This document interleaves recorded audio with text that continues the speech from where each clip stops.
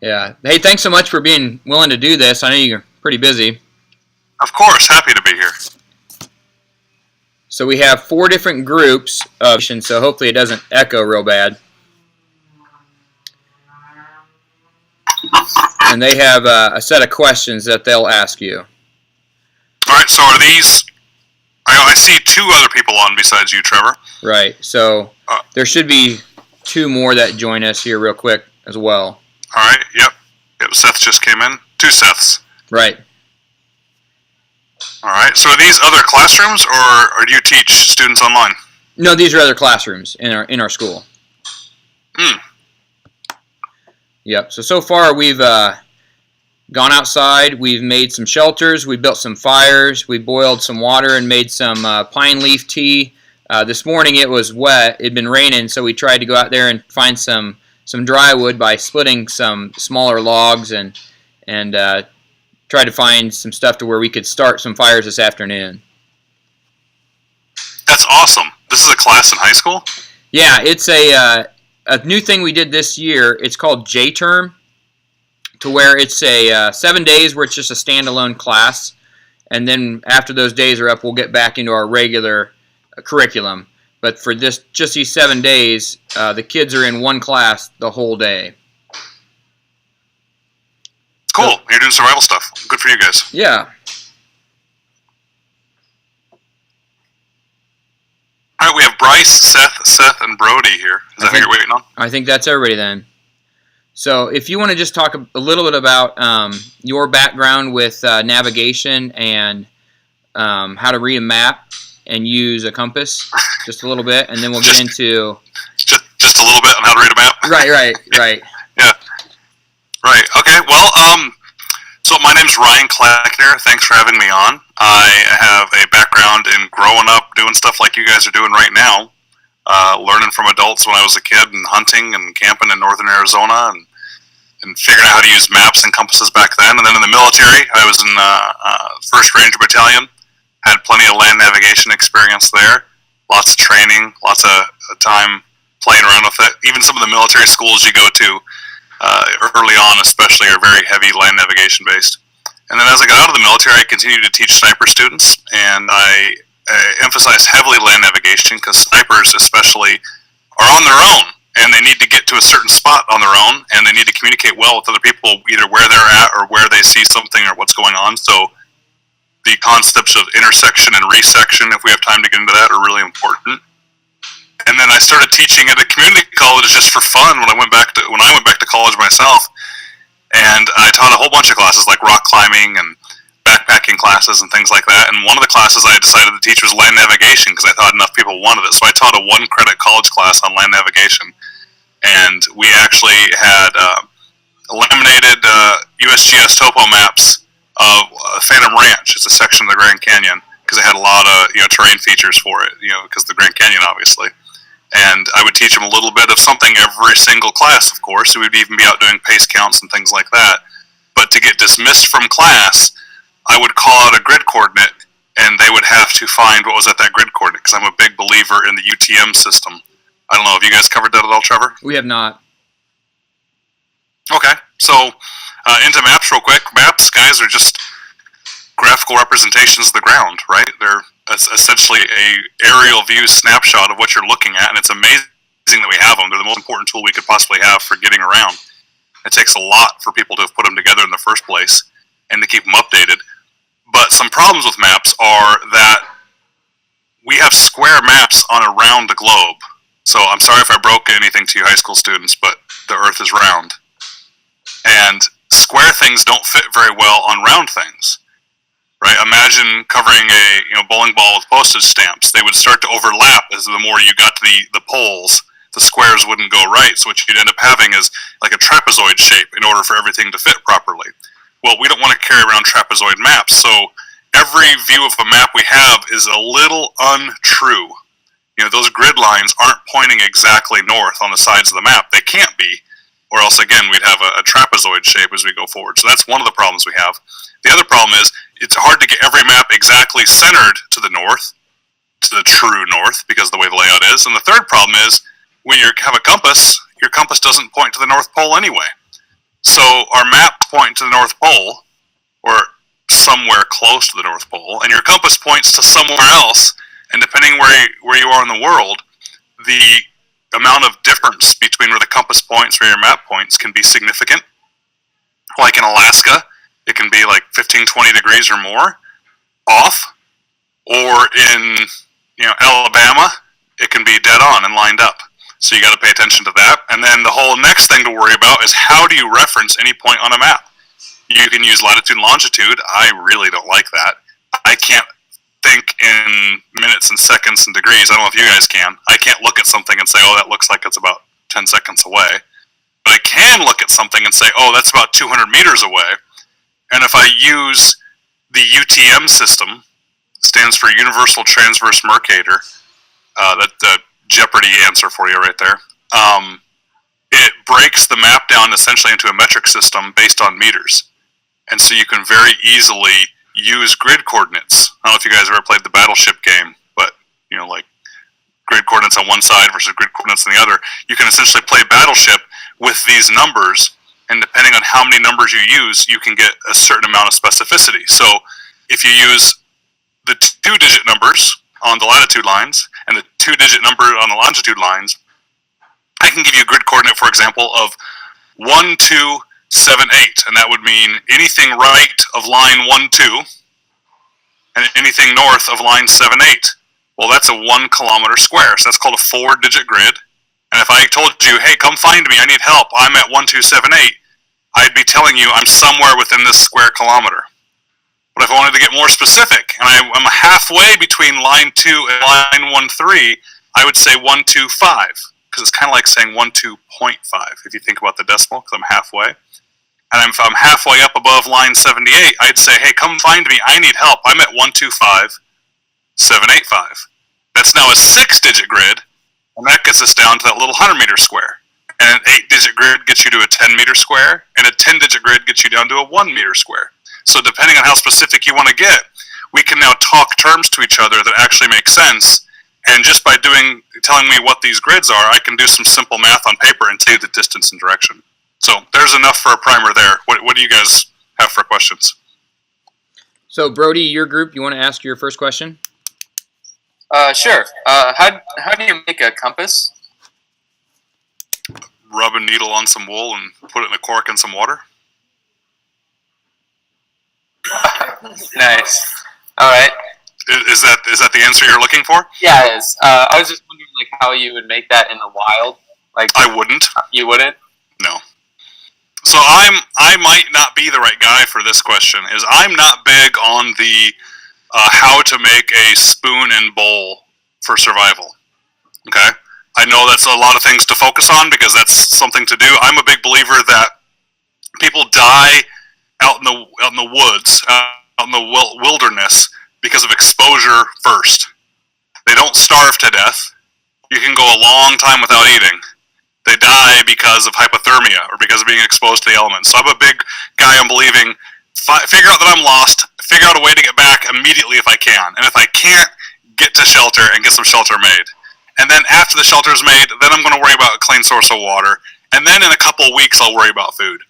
I want to worry about all those other things first. So for me, making a compass, that's a cool trick to learn, and I think you guys should learn it. It gives you an understanding of what's going on. It gives you something to do. It's very easy to go crazy out when you're trying to survive. End of the world as we know what happens, yes, make a compass. It'd be nice to have one. But when it comes to survival, you guys can go outside right now and tell me which direction roughly is north just by looking at the shadows on the ground and the sun. That's what I would do. Cool. Thank you. Seth, sure, you want to ask your first question? How would you navigate without a compass, other than using the sun? Well, I almost like I planted that question, Seth. Awesome. Without a compass, I would try to use the sun. If not, I'd have to try and use the stars at night. But every time I've seen someone use stars at night, even people that are really competent with it, every once in a while they mess up, and they swear they knew what they were doing. I use the sun all the time. I'm constantly trying to pay attention to which direction I'm facing. You guys should be doing the same thing. This is a perishable skill. You should be driving around and even getting your friends and parents' directions based on north. So get out of the habit, if you can, of saying, past the Dairy Queen on the left, and start thinking past the Dairy Queen on the west. And think that way. And as you're driving around and paying attention to it, it'll become really, really easy. It'll be second nature to know which direction you're facing. And the sun is always going to be a little bit to your guys' south. So in the middle of the day, when the sun is straight up above you, it's not really straight up above you. It's still a little to the south of you. So there's going to be a little tiny shadow from any object pointing slightly north. Okay? That's where you know north is. And in the rises in the east, that's in the west, but it's not this like the true east. It's a little south of east. It's not the true west, it's a little south of west. So it stays on that arc or that band slightly to the south of you. That's what I look at and try and figure out. Thank you. Mm-hmm. Seth Henry, you want to ask one of your questions? How would you map out your area without knowing where you are? I wouldn't. That'd be called making up a story. What do you mean mapping out my area? You mean I can see around me? Yeah, the things you can see around you. Like if you're lost. Why would you do that, Seth? I want to answer your question. I just want to understand your question better. Why is it? Because if you're just drawing what's around you to draw what's around you, that's like say if you're going somewhere and like you start somewhere and you don't know how to get back. Oh, that's interesting. I see what you're saying. I'm glad you said that. Okay, that makes more sense now about why you would maybe draw versus just art class. I don't know if I would draw. Maybe major landmarks, maybe major things I can see in the distance. Like extreme hilltops or peaks, or maybe a radio tower if I think I could see a radio tower from somewhere, something like that. How would I draw it? It'd be very simple. I just put it on a piece of paper. And if I had a compass, that'd be awesome, because then I would draw, and I would actually shoot an azimuth to those objects and write down the azimuth on the paper. And I would even draw the back azimuth on paper. That's that intersection. So if I just am out right now, I have no idea where I'm at, but in the distance I can see the very distinct giant mountain and a hilltop, a very distinct peak, and to some other side I can see something else specific. I'll just take a plain piece of paper. I can put those two objects on the piece of paper. It doesn't matter where. I'm just putting them on either side. And if I had a compass, I could shoot my azimuth to each one of those, even though it's magnetic azimuth. It doesn't matter. I don't have to convert it. I don't have a real grid. I don't have a real map. I just have a piece of paper. So I'd shoot my azimuth to each, and I'd take the back azimuth. Do you guys know what a back azimuth is? We haven't covered that. It's the exact opposite of the azimuth you have. It's 180 degrees off of your azimuth. So if I look at that peak on the hilltop and it says it's 90 degrees magnetic from me, I'm going to take my piece of paper and draw a line 270 degrees from that hilltop. So I'm going to take a straight edge, if I can find one, or as straight a line as I can draw at 270 degrees. And I'm just going to keep drawing it all across the paper. Then I'm going to go to the other object and I'm going to shoot an azimuth at that. I'm going to take the back azimuth, the 180 degree opposite. I'm going to draw that on the piece of paper. And I'm going to keep drawing that line, and those two lines are going to cross. And where those two lines cross is exactly where I'm standing. So now I know where I'm at, and then if I want to walk somewhere else, I just put the paper and compass away and walk. I get somewhere else, I don't know where I'm at. I do that again. I draw those lines again. I see my new spot. I connect between those two spots I just drew how to get back. Cool, thanks. You're welcome. Let's see who hasn't asked a question yet. Bryce?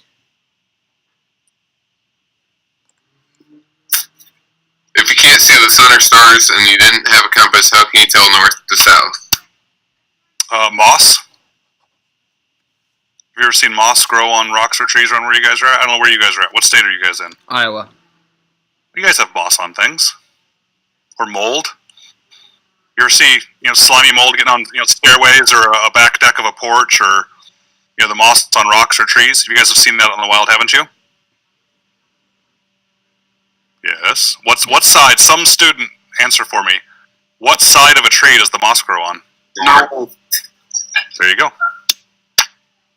I have a feeling you guys are quizzing me, not asking me.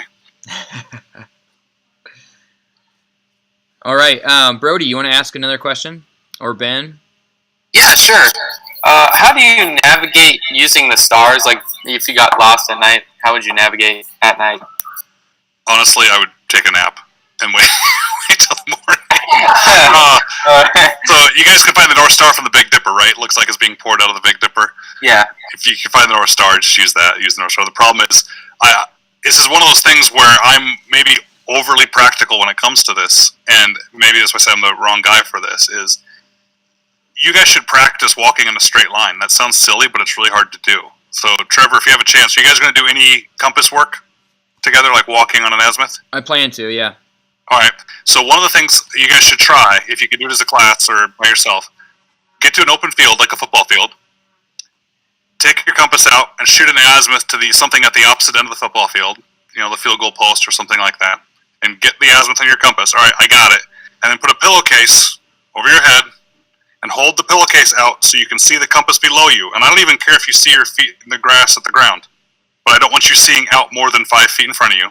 Looking at your compass, walk on that azimuth. It's a cheating tool. Like, you can stay exactly lined up. Walk that compass. And let's say the object is 150 yards away from you. Walk for 100 yards. You guys can learn your pace counts too. Trevor could teach you how to do a pace count. And stop and take the pillowcase off and watch what happened. A third of the class will walk generally towards the object. A third of the class will be way to the right, and a third of the class will be way to the left. I'm serious. You'll watch some people just walk in a curve, even with the compass in front of them telling them where they're going, because we tend to have different steps in our walk, or how our feet work and things like that. It's amazing how it happens. So you need to get practice, in my opinion, walking in a straight line. That's one of the reasons why people walk in circles when they get lost, is they don't realize that they think they're walking in a straight line. You need to practice walking generally in the same direction. And if you, even as you're walking around trees and rocks and hills and stuff, if you get a good bearing of the generally the same direction, guys, if I got lost, I hope I would never go somewhere without knowing the direction to go for help. So I was just, for example, I just went on an awesome elk hunt in Cody, Wyoming 2 weeks ago. I knew the whole area we were hunting was south of the highway, this highway that ran generally east and west, a little bit northeast, a little bit southwest, but I could picture on a map where that was, and even though I was a few miles south of that in this huge area, if I got lost or there was an emergency or I needed help somehow, I would just turn and try and walk straight north all the way to the highway. And even if I didn't have a compass, and it was night, and I didn't know, and it was desperate that I had to get somewhere, guys, if you're in the lower 48 states, there's a good chance that if you just walk in a straight line, you will encounter a road or something somewhere. And then once you hit that road, you can hang on that road. So I wouldn't worry too much about it. If you're lost at night and you can't tell what's going on, realize you're lost, get some shelter, get some sleep, wait a few hours, get up in the morning, and find your way then. All right, sweet, thanks. All right, Seth, sure, you want to ask one of your questions? Would you rather have a compass or a map? A map. And why? Because a compass doesn't do anything more for me than the sun really can do. The only thing a compass can do is tell me more precisely what direction something is, and knowing precisely which direction west is doesn't help me unless I know what's west.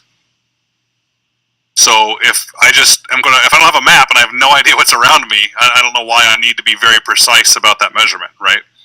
So I would rather have a map because I can easily navigate with the terrain. After a while, you guys will get the hang of looking at contour lines on a map and seeing the terrain features. I'll pick up a map, and I don't do the things that you're going to do now, which is learning to orient the map and learning to do this, because I'm used to it now. You will get to the point with a little bit of practice where you'll just look at a map like I do, and you see it kind of 3D. You just pick it up and go, oh, there's the hillside, there's the mountain range, okay, the stream's down there. Cool, let's walk this way. And I'll put the map away and start walking, and other people will panic and be like, well, what are you doing? You got to shoot an azimuth and do this. I said, no, I'm not going to shoot an azimuth. Shooting an azimuth and walking on a specific line means I'm going to walk over 27 logs and bump into 15 different trees. Obviously, the best path is a little bit higher up the hill there, then we'll curve down to the bottom. But by looking at this map, I use what I call our handrails. I can tell the entire left side of our trip is going to be this river or this creek down at the bottom of the valley. And I can tell the entire right side of our trip is going to be the actual crest of the ridge. So I'm going to use those as my handrails. As long as I don't go past the crest of the ridge or I don't bump into the river, and if I do, I just stay between those, I'm going to generally get to where I'm going. And I think that's a much more enjoyable walk anyway. So, yeah, having a map, I can tell you a lot about where I'm at.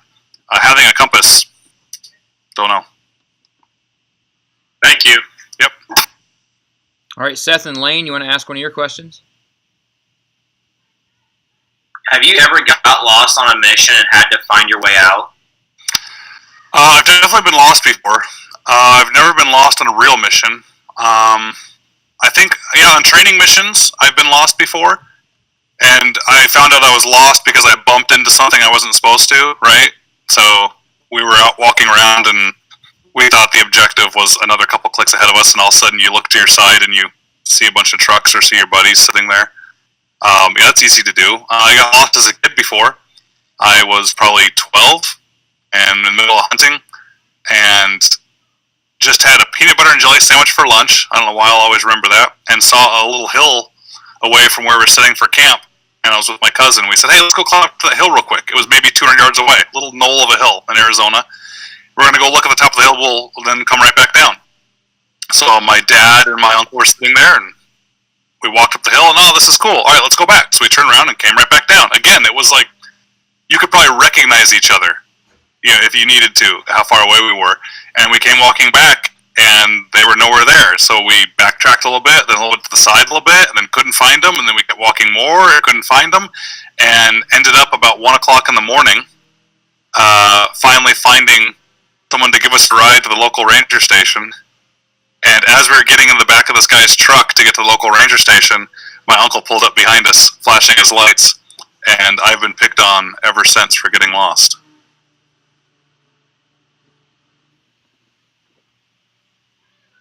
All right.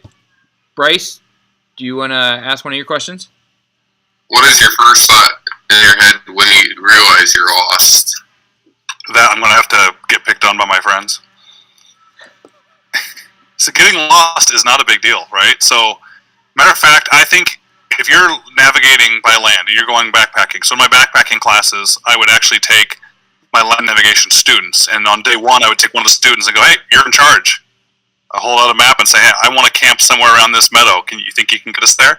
And I would stand back, a couple people back, as we walked through the woods, about 10 or 20 of us backpacking through the mountains and through the woods, and I would not correct them, because every time someone took 5 steps around a log one way, arguably they've gotten off path, right? They turn to the right to go uphill a little bit around this log, or back down to go this way. So I'm not going to sit there and micromanage and correct them, but they constantly have to keep stopping and checking to make sure what's going on. So I'm back there just making sure they're generally going in the right area.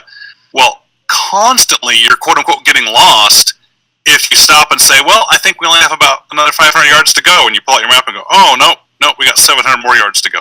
Well, if you define lost as not knowing exactly where you're at, well, then that person was just lost. But they were able to easily figure out that they weren't lost. Or, all right, guys, we should find this stream up here in the next, maybe 10 minutes or so. And they keep walking. Wow, where's the stream? They pull out their map. They do some intersection, resection like I talked about, and go, oh, wow, we got a lot further to go. Well, technically they were lost for a second because they didn't know where they were at. They thought they were somewhere and they weren't there. But if I really got lost, like after the next few times of thinking I had something figured out and I didn't, no, I'm not going to panic, because, again, it's the only thing that's going to cause a problem is if you panic and then you start focusing on the wrong things.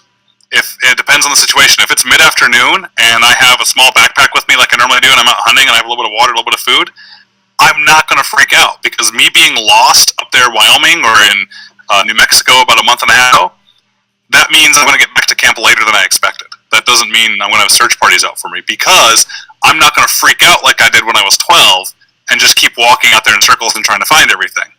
It means I'm already going to know I would never put myself in a situation where I didn't know that highway was to me, right? And I could easily just, no matter where I'm at, I don't care, stop, turn north, and walk within a few miles when I hit the highway. And then when I hit the highway, I can look at the mile markers and figure out how far up the highway I am and start walking back. And yeah, I might get into camp late, and I might get picked on or laughed at for being lost or late a little bit, but that's the extent of it. I'm never going to put myself in that situation on purpose.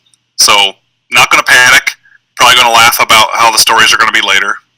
And again, if it's late at night and it's going to get cold out, guys, you're fine without food and water for the night. Get some shelter, get a fire going, get yourself warm, enjoy a nice camp out in the middle of the night by yourself, and go back in the morning. Good. Seth, Josh, and Jacob, you want to ask one of your questions?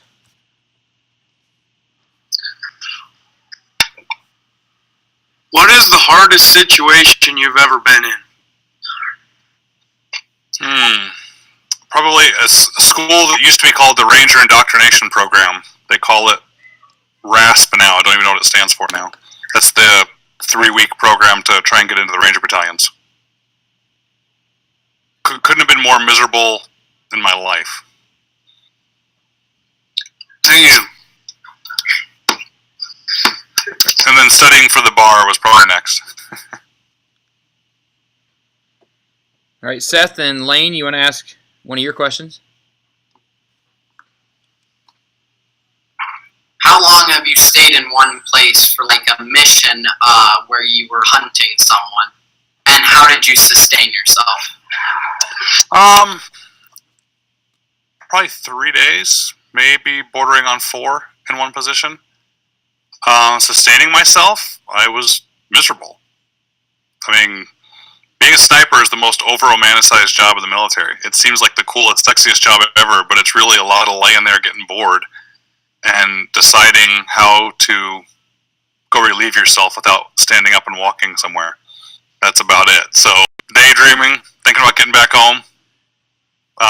It's all in your mind, guys. All this getting lost, getting through these hard times, all that kind of stuff. You have no idea how far the wall in your brain really can be pushed, and the only way to figure that out is to push it and to try and meet it. So I used to do also Young Life. It's a youth group with high school students, and I've taken them backpacking before. We did a 10-day straight backpacking trip in the Colorado mountains, and it was amazing that the biggest, toughest guys broke down first because everything in their life had been easy for them. They had never really had to push to their limit and beyond.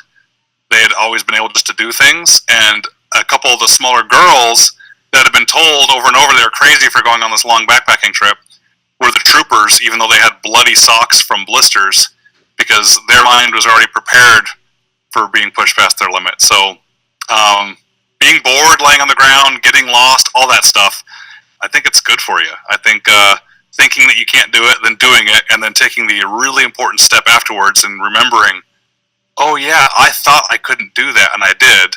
So every time you do that, you push that little mental wall back further and further. I think that's if I could wish anything on you guys, it would be that. Good. Bryce, you want to ask one of your questions? What traits makes for a good survivalist? What did you say, what traits? Yeah. Calm under pressure. That's really it. I mean, you got to know what you're doing, but that's not a trait. No, I don't know if knowledge is a trait or not. It's under pressure. You have a lot more time than you might expect when you're out in the woods. If you're lost or you're out in the elements, a day is a long time, right? Imagine how long it is when you're out of Wi-Fi. How long an hour takes. Okay. Now picture that just sitting outside. You've got a long time. So it's you're not in a race to plan for things. You're not in a race to get things done. If anything, it's more important to be able to be calm, cool, and collected and sit down and go, all right, I'll admit it, I'm going to prepare for tonight. I'm going to prepare for getting home. So from the next 3 hours I have till the sun goes down, it's going to be preparation for nightfall. You'll be fine and successful. But if the other person that's losing their mind and panicking and spends those 3 hours running around in a circle, not only are they just going to get more lost, but they're going to be unprepared for the night, et cetera, et cetera. All right, Ben and Brody, you want to ask one of your questions? Sure. So if you were got lost from your camp, how would you use landmarks to try and find your way back? Sure, like the freeway example.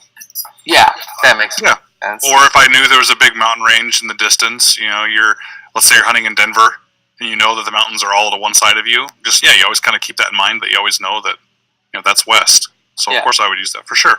Yeah, it's one of these things that you guys, once you get this will take a while to get if you get into it. But once you get this, your first place should not be diving into a compass. Your nose should not be down in the compass of the map. Your head should be up and looking around and paying attention to what's going on. And it's surprisingly easy to do it once you get an awareness of what the map really translates to in real life and what these hills and things look like. And if you can't see, maybe that's your next mission. If you're down at the bottom and you're around a bunch of trees, you can't see anywhere.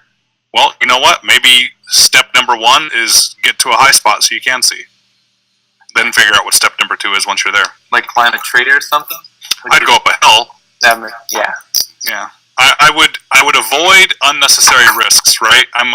So even when it comes to rescuing other people, sometimes the best way to rescue your buddy If your buddy and you're out there hiking and slides down a cliff and breaks his leg because the cliff is too steep, your best chance for helping that buddy might be leaving him there, right? Because you going to after him and sliding down and breaking your leg just means that you're both going to have company while you're laying there with your broken legs, right? So step number one of rescuing somebody is not becoming the rescued, and I guess the second step to that is not making yourself worse. So climbing a tree, sure, if you needed to, do it, but I would advise against any activity that is likely to produce an injury when your only mode of getting home is your two legs. So I would probably not be climbing trees if I was lost. All right, Seth, Josh, and Jacob, you want to ask one of your questions?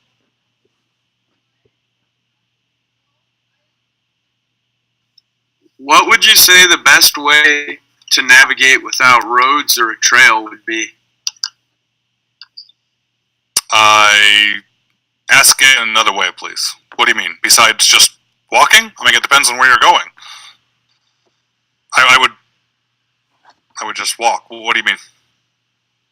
Like if you're lost and you can't find any roads or trails when you've been looking for them, what would you do? Like, I'd keep walking. I would pick a direction and keep walking. There's, with few exceptions, if you walked far enough in a straight line, you will encounter a road in the lower 48 states. You will find a place or a major landmark. You really will. Now, if you're really in a bad spot and you need to worry about someone finding you, great. If you want to, light a big signal fire, get out in a big opening, something like that. But chances are, again, in the lower 48 states, you're going to be able to get yourself back well before a search party even needs to get out looking for you. Now, I have had a search party looking for me when I wasn't lost. I was out backpacking, and my dad had actually, and I'll be back. He thought I said I'll be back Sunday night. I actually said Monday night. So midday Monday, he called me for something and couldn't get a hold of me. So he started panicking. So he called the sheriff's department and said that he thought I was lost out there. And I told him the area. And on the way back, as I was coming out of the area backpacking, I passed a couple other people backpacking in, and they said, "Hey, you guys keep an eye out for a young couple with a black dog." And I'm sitting there looking at them. I was like 25 at the time with my 25-year-old girlfriend and my black dog. Why? They said, "Well, they're out here lost. The sheriff's looking for them." And we just kept walking. That's really weird because we kind of matched that description. And as we got back to the parking lot, we saw a bunch of sheriff's vehicles and stuff like that. We even saw a plane fly overhead looking for us, and the sheriff was there, and we all had a good laugh about it. But so there was one time I had a search party out for me and I wasn't even lost. But the point is, you guys will be fine. This is all about. I know you're focused on getting lost and what do you do to get lost, but I think that's good. But your focus should be on how not to get lost in the first place. That's my advice. Is start paying attention before you go walking out somewhere in an area. Pull out a map and go, okay, where are we going? All right, where we're going to be walking is east of this north-south freeway, and it's just south of this big dirt road called with this name on it. That's to our south. Cool. Now you've got a bunch of backstops, even though they may be far away, to the area you're in, and you have a mental awareness of where you're at. Just in getting lost and then trying to figure out where you're at and what to do about it. All right, Seth and Lane, you have another question? How do you track someone? Way too hard to cover in just one call. Pay attention to little things that you may not have always looked for, and be very meticulous, and mark each one you find and pay attention to which direction they're going. So if your buddy's lost or you're looking for your dog or something like that, you're not going to find a footprint for every single step, but you might find a footprint. And when you do, and you need to, if you're at the beginning, mark it. Bring some like orange marking tape with you and tie something to a twig, and then start fanning out slowly but surely and look for twigs or things that are broken, or look for any clue that you can find, and any other piece of disturbed land you find, tie another ribbon to it, and then keep looking back, and you'll see that there's a general kind of path that they might be taking, and then keep looking in that direction and keep looking for it. And you can tell that somebody was walking backwards by the way the dirt off their treads. Try it sometime. I won't tell you which one's which, but go out in the dirt and walk one way, and then walk backwards right next to it and look at the shoe prints and see the difference. Cool. Bryce and Keith, do you have another question?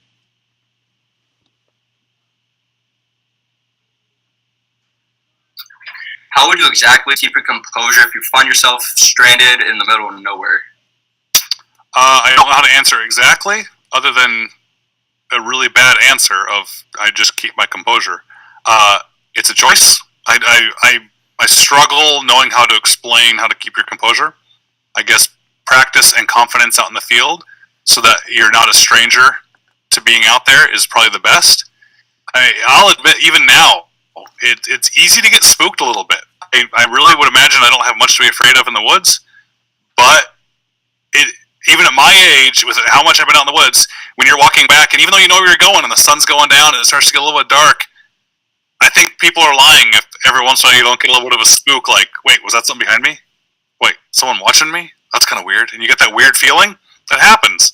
The point is getting out there and getting experience with it and knowing you can do it. It kind of goes back to, I don't know the name of whoever just asked that, but that wall I talked about, pushing it back in what your limit was, and you realize your abilities, or I guess your capabilities would be a better way of saying it, then that's how you stay cool and collected, because I can get in that situation and go, oh, been here before.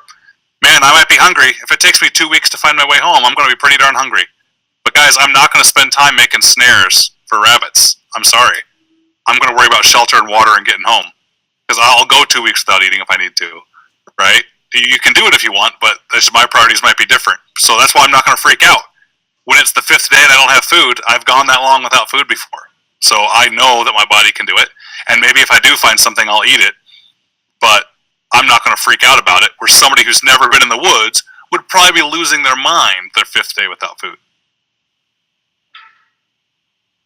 Okay, Ben, do you and Brody have any more questions?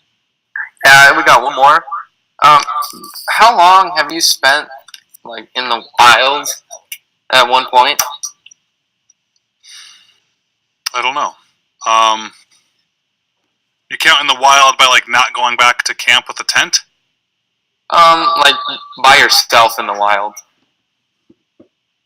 Oh, by myself, not long at all. A couple days. I mean, even in the military, when I'd go places, even on a sniper team, I'd have someone else with me. I'm by myself. It's probably 24 hours, maybe 36 hours the most by myself, because I just enjoy. I think maybe I've taken a weekend trip or two with just myself and my dog. So I guess that may be a weekend, but it's obviously hard for me to picture because it's such a rare thing for me. I mean, in the military, we'd be in the field a lot. At Ranger School, I think each phase, you can be out there for 3 weeks, the longest phase, 2 weeks, something like that, before you come back in. A deployment would be a long time, but yeah. All right, sweet, thanks. Seth, Josh, and Jacob, you got any more questions? Nope. Okay, what about Seth and Lane? Do you have any more? Yeah, one more. Do you like being out in the wilderness? Much more than being around concrete, yes. I used to live in Phoenix, Arizona, and I hated it. That's where I was born and raised, but I hated it because it was concrete for as far as you could see. It was like LA light to me.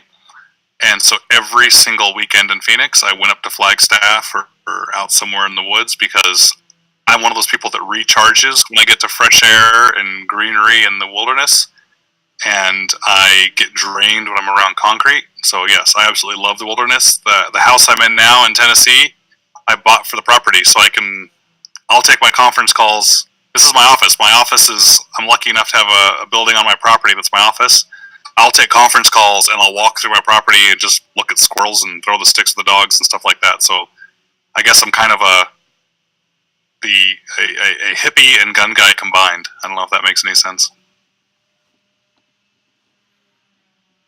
Okay, Bryce and Keith, do you have any more questions? No. Okay, I have just a few, Ryan. Do you have any books that you could recommend that we dive into and look at, either for navigation or just anything else in general? Great question. Should have had a good answer for that. Mountaineering Freedom of the Hills is like an outdoors Bible, but it's mostly for mountaineering. I don't know if you've ever heard of that book. It's a big one. It's one of those things that I think you should just have. It's a great reference manual, but it's an awful lot of ropes and knots and anchors and things like that. But Mountaineering, The Freedom of the Hills, I think they're on their 8th edition now. That's a great one to have. I'm writing. I don't think there's enough books out there that explain map reading and land navigation the right way. I think they all explain it the wrong way, which is orient your map and then put your compass, then line up the edges, and then do this. And they teach like the mathematical way to do it, but it's the equivalent to me of Common Core math. Yes, it's a way to get to the answer, and it teaches you a way to get to the answer, but it teaches you in such a way that you don't actually understand what's going on. So I like a much more simple approach to it. So give me a year, Trevor, and I'll write a land navigation book. Great. There's tons of awesome resources online. I would say focus on the terrain orientation and reading first. Understand contour lines and what they looks like, and what the difference between a valley and a ridge, and how you can spot a valley versus a ridge. Because on a map they can look the same unless you really see what's going on. And then really learn the UTM system, and you'll never look back. Okay. What do you keep in your vehicle for just emergency? Oh, you guys are going to think I'm a nut if I tell you everything I keep in my vehicle. Or so, what should we keep in our vehicles then? I keep, I'll do a kind of a both. It depends on your climate, where you're at. Now in Tennessee, I don't worry about it, but when we were in Connecticut, I had in both my wife's and my vehicle, I had a winter bag.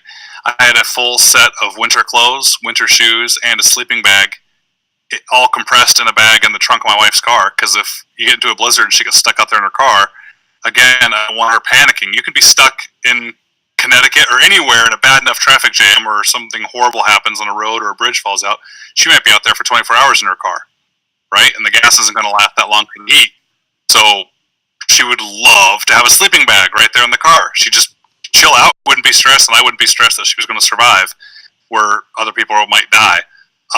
If it's Arizona, where I grew up, I always had water. I always had multiple gallons of water in my car all times, because it's the desert, and you might run out of it. I like having a shovel. I like the small collapsible, what they call e-tools, the military surplus e-tools. Those things are super handy. They're handy for digging a hole for a restroom. They're handy for digging your vehicle out of something, for trying to make a shelter, things like that. I always like something to break things apart and to join them together. So in addition to the shovel, I would always have a good knife or a good saw, and then what I call 550 cord, parachute cord, a good roll of parachute cord, and super strong duct tape. Whether it's Gorilla Tape or the military 100 mile per hour tape or anything like that, because with that parachute cord, that tape, and a good knife or a saw, I can make anything. I can break the sticks apart that I can make coverings over if I need to. I like having an extra set of clothes and shoes. I might dress up more than you high school kids might, but if I'm going somewhere and I'm having to wear my attorney hat for the day, I'm going to be in a suit and dress shoes. And if something bad happens and I need to get back home for 5 or 10 miles, I'm not going to enjoy walking in my dress shoes or my suit. So I like to keep an extra pair of comfortable, on and on from there. I'm also an EMT, so I keep a full aid bag. I've got an oxygen tank. I have everything in my car. But I drive a Tundra, and my wife laughs because it's like so full of junk you can't even feel anything in the back. So at a bare minimum, ask yourself what you would need for 24 hours to get home, and that's what I would put in there, because most likely situations are you just need to get yourself back to your house. Okay, great. Well, Ryan, thanks so much for doing this. Where can people follow you, or if they want to read your books or just see what you're up to, where can they do that at? Well, they're just Googling my name is probably the easiest way. I'm kind of all over the internet, so just Ryan Cleckner, Cleckner's with a C. If not, Google will probably correct it for you. And see my books and my podcasts and the videos and all that kind of stuff I do. So I appreciate it. Thanks for interviewing with us. Yep, this is awesome. This is kind of I just put out my monthly newsletter to a bunch of my followers, and I even mentioned in the newsletter I got to do this. This is a fun, random thing I get to do. So thanks for having me on, everybody. Thank you. No problem. See ya. All right, take care. You too.